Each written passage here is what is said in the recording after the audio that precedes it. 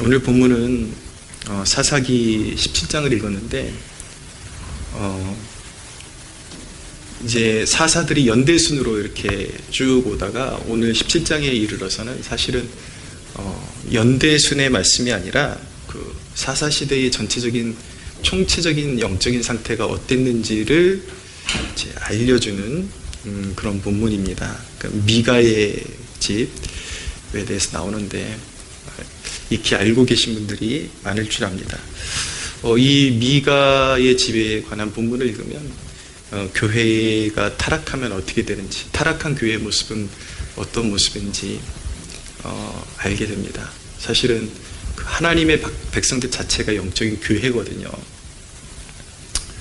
사사기는 교회가 타락하면 어떻게 되는지 그것을 극명하게 보여주고 있는데 오늘 본문을 통해서 교회가 타락한 모습이 어떻게 나타날 수 있는지 몇 가지로 좀 말씀드리려고 합니다. 첫째는 교회가 타락하면 신앙을 자기 욕망의 보조도구로 생각하는 모습으로 나타납니다. 신앙을 자기 욕망의 보조도구로 생각하는 모습으로 나타납니다.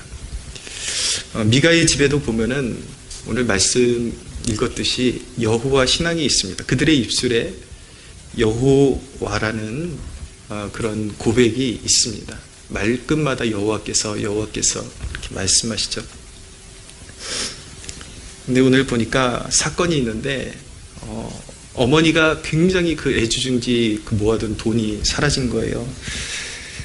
은 1200이라고 1100 은 1100 은 1100세겔인 것이죠. 한 세겔이 노동자의 그 4일 동안 노동을 꼬박한 품삯이라고 하니까 이 액수가 얼마나 클지 짐작이 가겠죠. 돈이 사라진 거예요. 돈이 사라지니까 이제 막 열이 받아가지고 막 저주를 쏟아부은 것입니다. 그랬더니 아들이 듣고 있다가 그 아들이 미가인데 뜨끔한 것입니다. 그 저주가 자기에게 쏟아질까봐. 그러니까 그 얘기는 무엇이냐면 그 아들이 돈을 훔쳤다는 얘기죠. 그래서 어머니에게 이제 실토를 하고 어머니가 찾는 돈이 여기 있습니다. 자기가 훔쳤다는 얘기는 안 하는데 우연히 찾은 것처럼 그렇게 고백을 하는 내용입니다. 벌써 이 대목에서 미가가 돈을 탐닉하고 훔쳤다라는 대목에서 하나님의 백성들이 얼마나 세속적이고 타락한 그런 태도를 가지고 있었는지를 알게 되고, 또 어머니의 태도는 아들이 은 1100을 찾았다 그러니까 갑자기 태도가 바뀌어 여호와께서 너를 축복하시기를 원하노라. 이제 말이 바뀌죠. 그 축복이 이제 그 정황을 잘 아는 학자들의 이야기하면 당시에는 이제 저주를 쏟아 부었는데 그래서 축복의 말을 내뱉으면 그 저주가 사라진다. 어떤 대상에 대해서.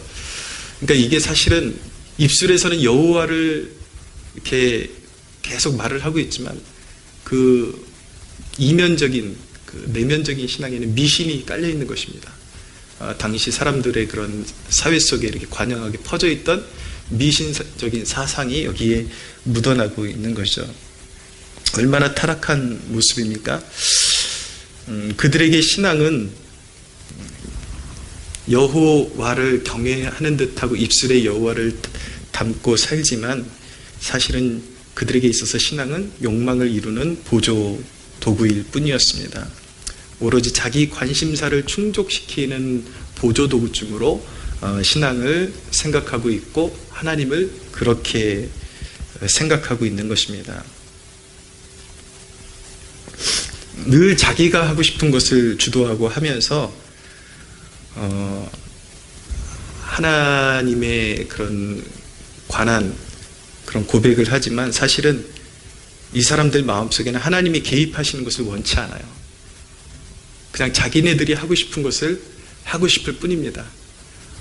자기가 하던 것이 자기가 원하는 대로 잘 풀렸을 때에 상투적으로 그냥 관습적으로 여호와께서 하셨다, 감사하다 이렇게 표현할 뿐인 것입니다. 이런 신앙의 모습은 하나님이 삶의 그런 어떤 인도자가 아닌 것이죠. 삶의 주권자가 아닌 것이고 하나님은 사실은 꼭두각시에 불과한 것입니다. 자기 마음의 위로를 위해서 세워놓은 우상일 뿐인 것이죠. 자아라고 우리가 표현하는데 내 자신, 내 삶의 주인 노릇하는 나라는 존재가 주님 앞에 온전히 복종되지 않은 신앙은요, 신앙이 아닌 것입니다. 내가 복종되지 않은 것, 이것은 참된 신앙이 아닌데 바로 이런 태도가 바로 우리가 신앙생활하면서 자주자주 실족하고 실망하는 원인이 되는 것입니다. 아직까지 주인이 바뀌지 않았어요. 내가 주인이기 때문에 실망이 그만큼 많을 수밖에 없는 거예요. 왜냐하면 내 뜻대로 잘 되지 않으니까. 저는 여러분들의 삶을 주관하시는 하나님에 대한 무한 신뢰를 가졌으면 좋겠고 회복했으면 좋겠습니다.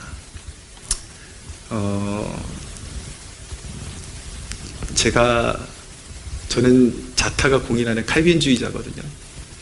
제가 왜 순종과 행함도 많이 강조하지만 그럼에도 불구하고 전형적인 칼빈주의자라고 자타가 공인할 수밖에 없는가? 제가 인생의 주인을 바꾸는 그 순간에 하나님이 너무너무 섬세하게 인생을 끌어가신다라는 것을 경험하게 됩니다. 그러니까 지금은 거의 그냥 수동적인 삶을 살아요.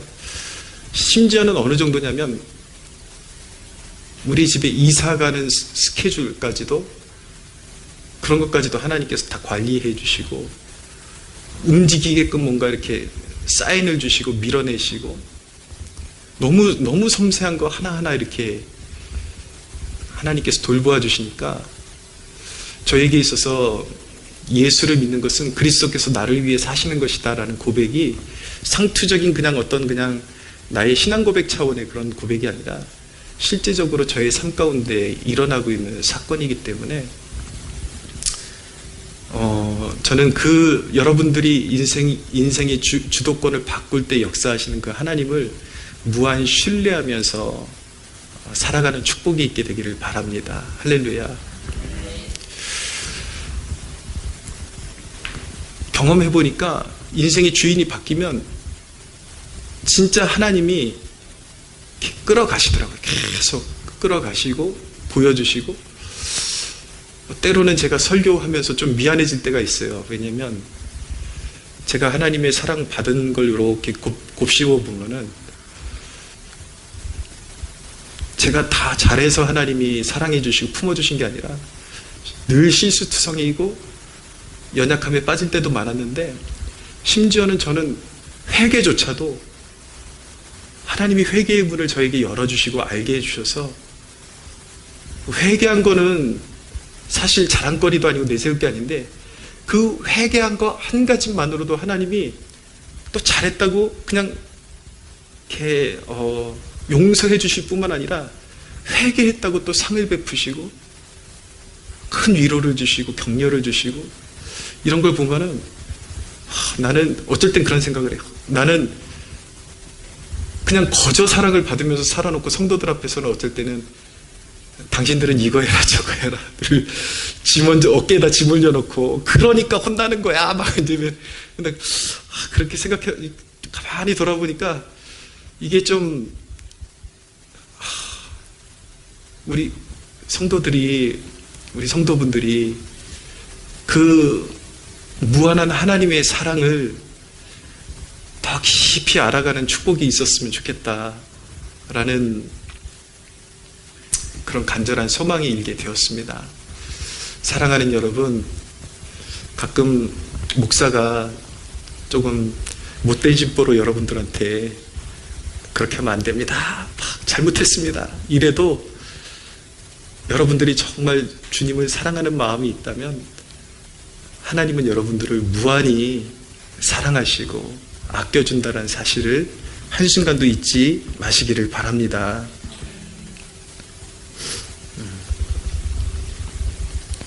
분명히 혼나는 부분도 있어요. 잘못하면 경고도 받아야 되고 그렇지만 총체적으로 봤을 때 우리를 향한 하나님의 사랑은 우리가 생각하는 것보다 더 깊고 무조건적이고 더 크고 그렇다라는 것을 꼭 기억해야 합니다. 그래서 그렇게 인생의 주인이 바뀌고 그런 것을 하나님이 나를 그렇게 이끄신다라는 것을 몇 번 거듭거듭 경험해 보면 실망이 많이 줄어들게 됩니다. 왜냐하면 시간을 지나놓고 보면 그분이 오르셨다라는 게 늘 인정이 되기 때문에 하나님이 나에게 주신 것 중에 인생에 후회할 만한 것이 하나도 없구나라는 그 종착점에 서보면 이제는 내 인생 가운데 또 실망스러운 일이 다가오고 그러잖아요. 그런 일이 생기면 그렇게 예전처럼 자꾸 실망하지 않습니다. 신뢰하게 돼요. 그 모든 상황 가운데 이유가 있기 때문에 이런 일을 하나님께서, 아버지께서 나에게 이런 것을 허락하신 거야. 그 믿음 가지고 나아가게 되는 것이죠. 여러분들이 믿는 자입니까? 인생의 주인이 바뀌었음을 스스로에게 날마다 선언하시기를 바랍니다. 할렐루야. 예. 그걸 자꾸 망각하면 자꾸 실망하는 거예요. 자꾸 실망하고 실망하는 이유는 아직 하나님의 자녀가 안 됐기 때문일 수도 있지만 자녀가 되었음에도 불구하고 올바른 진리 위에 자신을 세우지 않기 때문에, 그러니까 쉽게 말하면 영적으로 게으르기 때문이에요. 자꾸 진리를 되짚고 그 진리의 말씀 위에 세워야 되는데 자신을 자꾸 세상에 휩쓸려서 망각하고 사니까 진리는, 우리는 내 자신을 하나님의 사랑받는 자녀로 서 있는 건데 자꾸 의심 위에 서고 자꾸 불안 위에 서고 이러니까 자꾸 실망이 생기고 거듭거듭 두려움이 다가오고 그런 것이지만, 내 인생의 주권을 주님 앞에 온전히 드리고 주인이 완전히 바뀌었음을 선언하고 신뢰하며 나갈 때에 우리는 모든 상황 가운데 진심으로 감사할 수 있는 법을 배울 수 있게 되는 것입니다. 할렐루야. 예. 첫째로 기억해야 될 것은 하나님은 우리의 신앙에 우리 욕망을 위한 보조 도구가 아니다. 그분이 주권자이시다. 기억해야 합니다. 두 번째로, 교회가 타락하게 되면 하나님의 모습을 자기 뜻대로 규정해버리는 우를 범하게 됩니다. 3절을 보시면 미가가 그 은 1,100을 그의 어머니에게 도로주매 그의 어머니가 이르되 내가 내 아들을 위하여 한 신상을 새기며 한 신상을 부어 만들기 위해 내 손에서 이 은을 여호와께 거룩히 드리노라. 그러므로 내가 이제 이 은을 내게 도로주리라.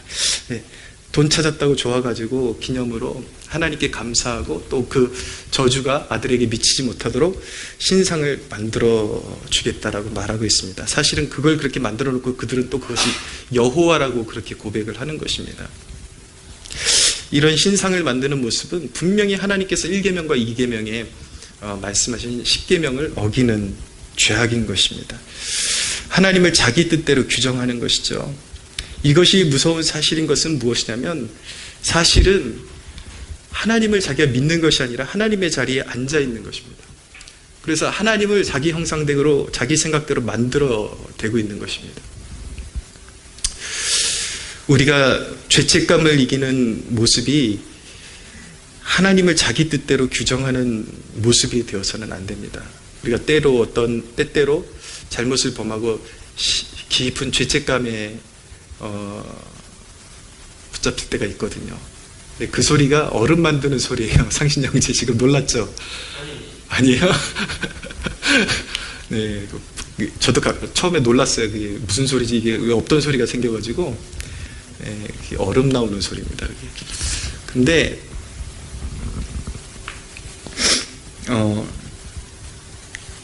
하나님을, 그러니까 죄책감이 들 때 잘못된 해결의 방법은 무엇이냐면 하나님을 자기 뜻대로 규정해서 그것을 넘기는 것입니다. 은근슬쩍. 그러니까 하나님의 사랑을 이해할 때도 올바로 이해해야 되는데, 어떤 자기가 분명히 뭔가 잘못한 걸 깨달았어요. 깨달아졌는데 은근슬쩍 이렇게 넘어가는 것이죠. 하나님은 사랑이시기 때문에 모든 것을 이해해 주시고 사랑해 주실 거야. 그러면서 거기서 고치는 것이 아니라 자꾸 똑같은 일을 계속 거듭거듭 하면서 자기 위안을 주고 나에게 있어서 하나님은 이런 분이야 라고 그렇게 계속 스스로에게 주입시키면서 자기가 죄를 저지르는 것을 계속 방관하고 방임하고 그렇게 핑계를 대고 있는 것이죠. 이거 굉장히 위험하고 잘못된 것입니다. 그러다가 진짜 하나님 앞에 회초리 맞을 수 있습니다. 징계가 임할 수 있습니다. 하나님의 이름을 업신여기고 하나님을 만홀히 여기는 행동이기 때문에 그렇습니다. 죄책감이 일어나고 내가 무언가를 잘못했다는 걸 깨달았을 때는 어떻게 해야 되냐면 자기를 합리화시켜서는 안 되는 것입니다. 회개의 자리로 나가야 되는 것입니다. 하나님이 우리를 사랑하시는데 우리를 용납하시는 하나님이 정하신 방법으로 나가야 되는 거죠. 그래서 내가 일말의 거짓이 없이 하나님 앞에 내가 이러이러한 부분 잘못했습니다 라고 말해 드려야 되는 것이고 고백해야 되는 것이고 그 회개를 통해서 그냥 잘못했습니다에만 머무르는 것이 아니라 나의 죄를 사해 주실 수 있는 유일한 근거는 오직 나를 위해 피 흘리신 그리스도의 공로일 뿐입니다. 그 보혈의 은혜로 나를 씻어주소서 그렇게 호소하고 마음을 돌이키고 삶을 돌이키는 태도를 가져야 거기서 하나님의 용서와 자비와 긍휼이 우리의 삶 가운데 임하는 것입니다. 할렐루야. 늘 무엇이든지 하나님을 자기 뜻대로 규정하는 것은 타락한 모습인 것입니다. 교회의 타락이 그렇게 빚어지는 것입니다. 세 번째로 교회의 타락의 모습은 신앙을 사유화해버리는 모습으로 나타납니다. 신앙은 어떻게 보면 사유화되는 거죠. 예수님을 나의 구주로 영접하는 것이니까 그건 개인적인 영접이고 영접했다면 신앙이라는 것은 공동체성을 가지고 있는 것입니다. 거룩한 공교회의 일원으로 들어오게 되는 것입니다.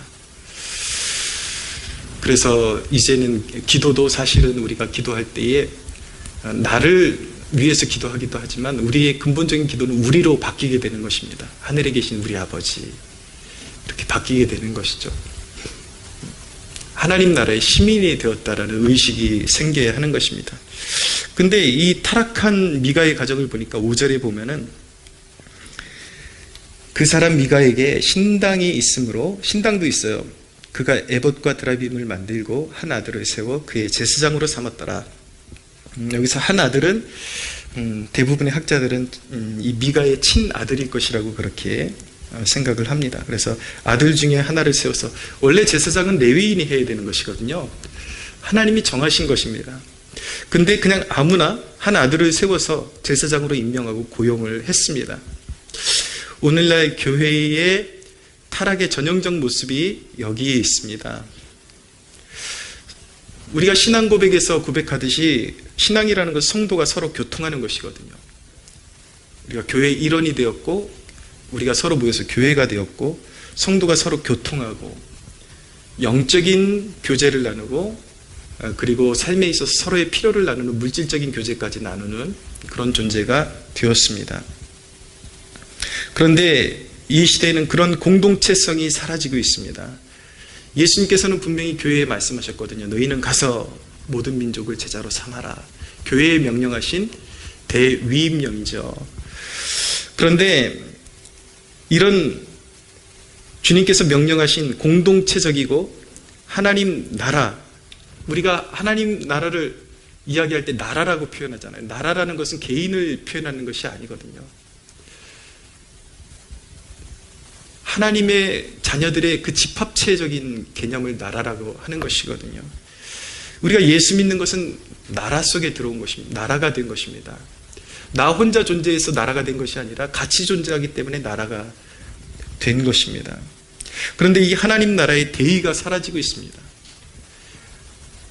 사도행전에서 우리가 발견하게 되는 바 안디옥 교회가 하나님 나라의 비전을 품고 금식하며 기도했을 때에 사명이 임하죠.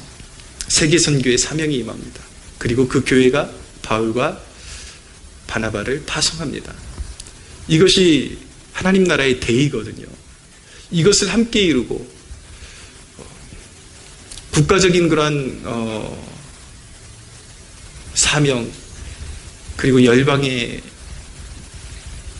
세계 복음화의 사명을 함께 꿈꾸면서 이 지역 단위로 묶어주신 교회에 모여서 성도들이 함께 하나님 앞에 힘써 부르짖고 그 힘과 능력과 그 비전을 공급받아서 세상을 변화시키는 것이 바로 교회거든요. 근데 그 교회를 저버리고 이 시대에 많은 사람들이 신앙을 자기의 사유화, 자기만의 그런 신당을 차려놓고 하나님을 섬긴다라고 말을 합니다. 저마다 이 미가의 가정에서 자기 아들 세워놓고 자기들의 전용 제사장이 되는 거죠. 민족적인 제사장이 아니라 자기 개인의 제사장이 되는 것입니다. 마치 이런 것처럼 저마다 원하는 설교자들을 지정해 놓고 그 설교에 만족하고 대의가 없이 자기의 삶을 누리며 살고 있습니다. 오늘날 교회의 모습입니다. 많은 사람들이 탁월한 설교자를 지정해 놓고 그 설교를 듣고 자기 생각으로 만족하고 자기 그냥 심령의 그런 어떤 흡족함을 느끼는 것이 신앙생활이라고 착각을 하고 있는 것입니다. 말씀을 들었으면 하나님 나라를 힘써 섬겨야 되는 것이거든요. 충성해야 되는 것이거든요. 그런 대의도 없이 자기가 원하는 삶을 살아갑니다. 전형적인 미가의 집의 신앙이죠. 오늘날 이 시대가 바로 사사시대인 것입니다. 여러분들에게 늘 제가 해드리고 싶은 말씀이 있었는데 그게 뭐냐면 신앙을 농사 짓는 걸로 표현하면 이론 공부만 열심히 해가지고는 열매를 절대 볼 수 없다라는 거예요. 이 그냥 설교만 듣고 신앙생활 한다고 하는 사람들이 무엇과 같으냐면은 이 농사 서적을 책으로만 읽고 여러분들 그 귀농하는 젊은 사람들 꽤 있거든요. 그러면 책으로 아무리 그 이론을 습득했어도 번번이 실패하는 이유가 무엇이냐면 가면 그 이론으로 배운 것과 땅의 토양이 다르고 그 토질이 다르기 때문에 그리고 그 농약 하여튼 거기에 들어가는 무슨 약이든지 아니면 뭐 무농약으로 하든지 무엇을 하든지 그 배합이 그 토양이 원하는 것과 조금만 달라도 실패하게 되어 있습니다. 우리 신앙이라는 것이 이와 같습니다. 우리의 환경이라는 것이 처한 상황이 저마다 다르고 그리고 그 개개인마다 그 상황도 매 순간마다 자꾸 바뀌고 있는데 하나님의 말씀을 받아서 삶 속에 실제 부딪히면서 시행착오로 겪으면서 내가 받은 말씀을 어떻게 적용해야 되는지를 몸으로 부딪혀가면서 배우지 않으면 절대로 열매 맺을 수 없습니다. 쭉정이와 같은 삶을 살아가게 되는 것입니다. 타락한 교회는 세상의 조롱거리에 불과하게 되는 것입니다. 타락한 교회를 통해서도 간혹 열매가 있는 이유는 무엇이냐면 하나님께서 구속 역사를 이루고자 하시는 하나님의 인내 때문입니다. 자기 이름을 위하여 그렇게 하시는 것입니다. 사람들이 잘해서가 아니라 교회가 잘해서가 아니라 앙상한 가지에 겨우 가련한 영혼이 지나가다가 주워먹을 그런 열매가 붙어있을지 모르지만 이내 심판받을 신세에 불과한 것입니다. 교정되어야 합니다. 교회는 각성하고 깨어나야 하고 주님의 뜻으로 돌아서야 합니다. 할렐루야. 이 전체 문제는 뭐냐면 결국 자기중심성이에요. 내가 나라는 존재가 무너지는 회심의 체험을 통과할 때만이 진짜 성도가 되는 것이고 그런 사람들이 모여서 진짜 교회가 될 수 있는 것입니다. 그 내 자아, 내가 내 인생의 주인 노릇하려고 그러는 그 나가 이제 죄로 향하는 그 방향성을 돌이키는 것이 회개인 것이죠. 우리가 예수님을 고백할 때 주 예수 그리스도라고 하잖아요. 진정한 예수 믿는 신앙은 무엇이냐면 예수님을 그냥 나의 구원자다 막연하게 그렇게 믿는 것이 아니라 내가 예수님을 구원자로 받았다면, 영접했다면 이제 예수님의 로드십을 인정해야 되는 것입니다. 주 예수 그리스도, 주 예수님의 주 대신, 로드, 나의 주 대신 당신이 어디로 이끌든지 나는 끌려가겠습니다. 따라가겠습니다. 이게 이제 나타나야 되는 것이죠. 여러분, 주님의 주대심, 로드십이 인정되는 것이 구원신앙이고 그런 백성들이 함께 모이는 곳이 참 교회인 것입니다. 할렐루야. 오늘 우리가 기도할 때에 우리는 그렇게 기도해야 되겠습니다. 우리의 이기적인 자아가 무너지게 하소서. 우리의 꿈이 무너지고 그리스도의 꿈이 서게 하소서. 할렐루야. 여러분, 우리가 이렇게 어떤 핵심적인 진리를 배우잖아요. 그럼 이것을 또 삶에 어떻게 적용할 것인지도 고민을 해야 됩니다. 이 자기중심성은요, 하나님과의 관계 속에서 자기중심성이 비틀어진 사람은 삶에서도 드러나기 마련입니다. 항상 인정받기 원하고 또 자기보다 좀 못한 존재들에 대해서 무시하는 그런 경향을 가지고 있고, 제가 과거에 카톡을 되게 싫어했습니다. 왜 싫어했냐면 에피소드가 좀 있는데, 이렇게 이제 청년들이나 저에게 질문사항이나 무슨 요구사항이 있는 사람들은 이제 카톡을 막 보내요. 목사님 이거 궁금합니다. 막 보내요. 근데 제가 필요해서 연락을 하면은 이 일자가 며칠을 안 없어지는 경우가 있어요. 이거 좀 짜증나더라고요. 물론 저도 카톡을 이렇게 해보니까 상황이 여의치 않아서 이따가 왔네까지는 알아요. 근데 이따가 좀 시간 여유 있을 때 보고 답장해야지, 그런 경우들이 많아요. 사실인데 아예 이거는 작정하고 사람을 무시하는 경우들이 좀 있어요.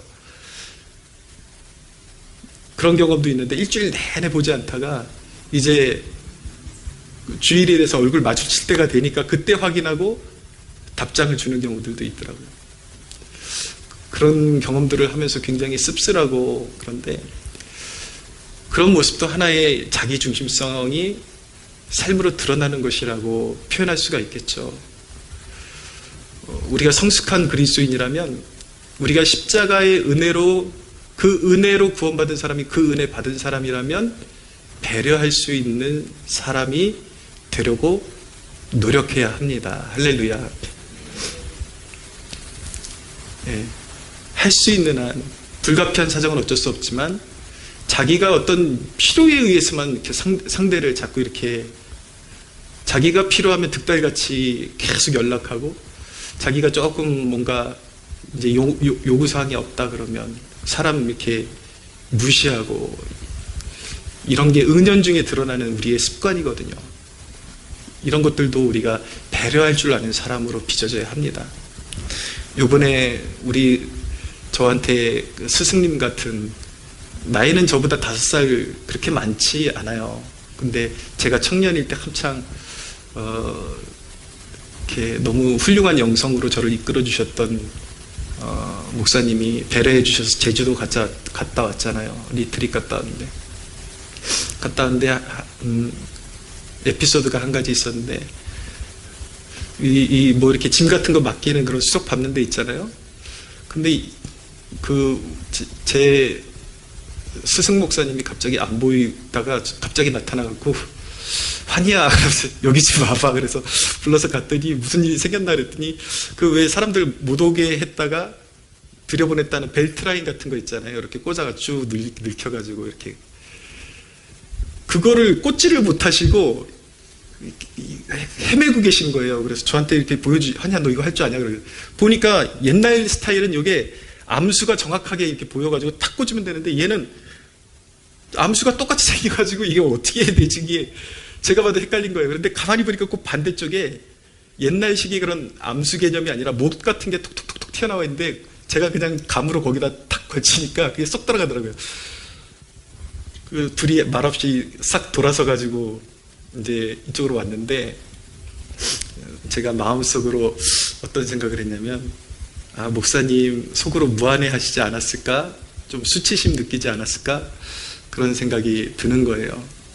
그러면서 그런 생각 안 가지셨으면 좋겠다. 왜냐면 나는 목사님이 내 청년 시절에 나에게 그런 깊은 영향을 끼치셨고, 나보다 더 뜨거운 그 하나님을 향한 그 사랑, 그 열정, 그거 한 가지 가지신 것만으로도 존중하고 존경하거든요. 근데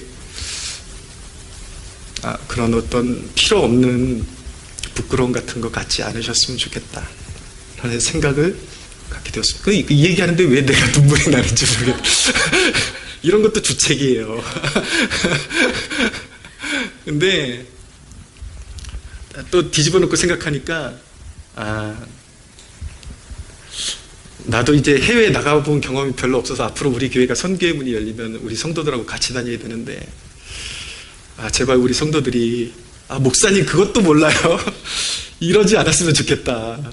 내가 좀 뭔가 헤매고 어리버리한 그런 모습 보이면 조용히 와서 그거 이렇게 좀 처리해 줄 수 있는 그런 친절한 성도들이었으면 좋겠다. 지금 은연중에 압박하고 있는 겁니다, 제가. 할렐루야.